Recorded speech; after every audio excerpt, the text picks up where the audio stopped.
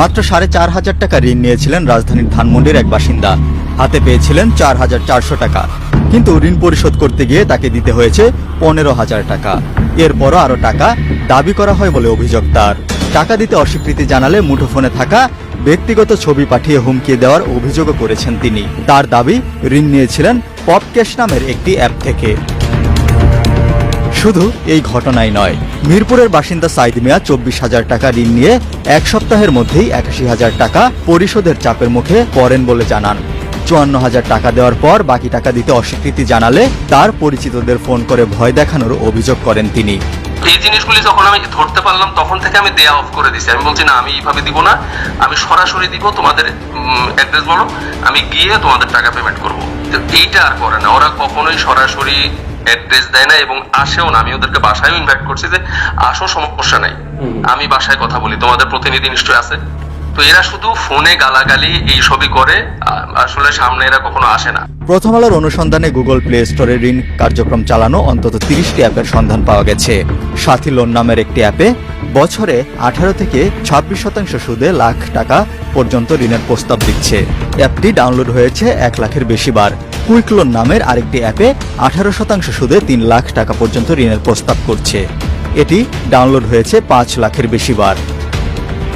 শুধু app store নয়, ফেসবুকেও বঙ্গক্যাশ, ঢাকাফিন, টাকা নাও, ইজি টাকা, ফিনক্যাশ, সাথী লোন সহ বিভিন্ন নামে ঋণের বিজ্ঞাপন পাওয়া গেছে। ফেসবুকে দ্রুত ঋণ ও কম কাগজপত্রে টাকা দেওয়ার প্রলোভন দেখিয়ে বিভিন্ন অ্যাপের বিজ্ঞাপন দেওয়া হচ্ছে। বাংলাদেশে বর্তমানে ৬৩টি তফসিল ব্যাংক রয়েছে। পাশাপাশি মাইক্রো ক্রেডিট রেগুলেটরি অথরিটির নিবন্ধিত ৬৩৩টি ক্ষুদ্র ঋণ প্রতিষ্ঠান রয়েছে। এরপরও ঋণের প্রয়োজন থাকা মানুষের সুযোগ নিচ্ছে অনুমোদনহীন অ্যাপগুলো। বাংলাদেশ ব্যাংকের অনুমোদন ছাড়া ঋণ দেওয়ার কার্যক্রম কিভাবে পরিচালিত হচ্ছে তা নিয়ে প্রশ্ন উঠছে।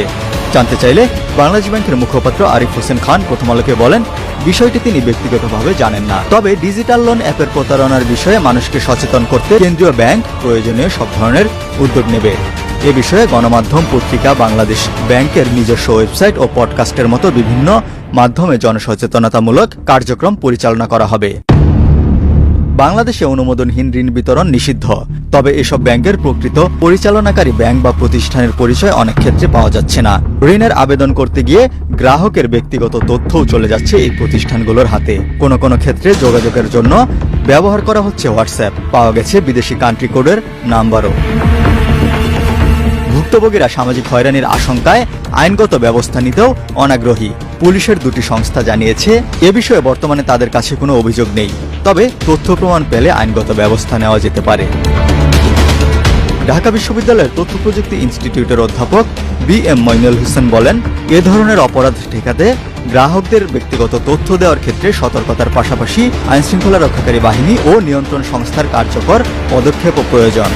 গ্রাহক পর্যায়ে ব্যক্তিগত ডেটা প্রদানের ক্ষেত্রে সর্বোচ্চ সতর্ক অবলম্বন করা, ডিজিটাল মাধ্যমে অপরিচিত বা স্বল্প পরিচিত মানুষের সাথে যে কোনো ধরনের যোগাযোগের ক্ষেত্রে সাবধানতা অবলম্বন করা এবং রাষ্ট্রীয় পর্যায় থেকে এমএফএস লেনদেনের ক্ষেত্রে বা অন্যান্য ফিনান্সিয়াল যে লেনদেন সেগুলোর ক্ষেত্রে সন্দেহজনক লেনদেনগুলো চিহ্নিত করে ব্যবস্থা নেওয়া জরুরি হয়ে পড়েছে।